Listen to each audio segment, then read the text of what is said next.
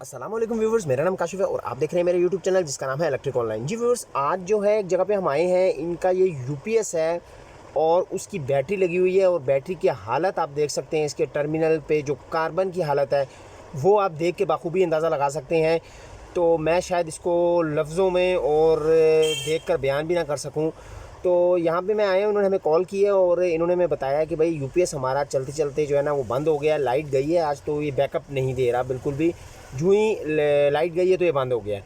तो जब मैं इनके पास गया तो इन्होंने दरवाज़ा जब खोला तो मुझे पता चला कि इन्होंने जब से यूपीएस लगाया है, एक छोटी सी इनकी कोई बैठक है, 2-2.5 साल जो है बंद इन्होंने रखी है वो, उसके बाद अभी अचानक खोली जब इनका यूपीएस ख़राब हुआ है। तो प्यारे दोस्तों, ये वीडियो बनाने का मकसद सिर्फ इतना सा है कि आप कोई भी अप्लाइंसेस, कोई भी चीज़ ऐसी सोलर इन्वर्टर लगाते हैं, यूपीएस लगाते हैं या उनकी बैटरी लगाते हैं तो उसकी मेंटेनेंस ज़रूर कीजिए करें।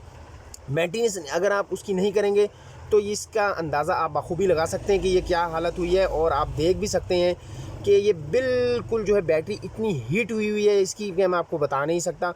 और दूसरी बात, इस पे जो कार्बन की हालत है वो आप देख कर बखूबी अंदाज़ा लगा सकते हैं। तो ये वीडियो का मकसद भी यही है, आप दोस्तों को बताना कि भाई एहतियात कीजिए। कोई भी ऐसी चीज़, कोई भी अप्लाइंसेस से, इलेक्ट्रॉनिक्स से रिलेटेड जो है उसकी मेंटेनेंस बहुत ज़रूरी होती है। मेंटेनेंस लाजमी देखें। सोलर इन्वर्टर हो गया या बैटरी हो गई उनकी, तो उसकी मेंटेनेंस भी ज़रूरी है। इसका पानी पूरा करना, इसका सब कुछ देखना, ये आप लोगों की ज़िम्मेदारी होती है।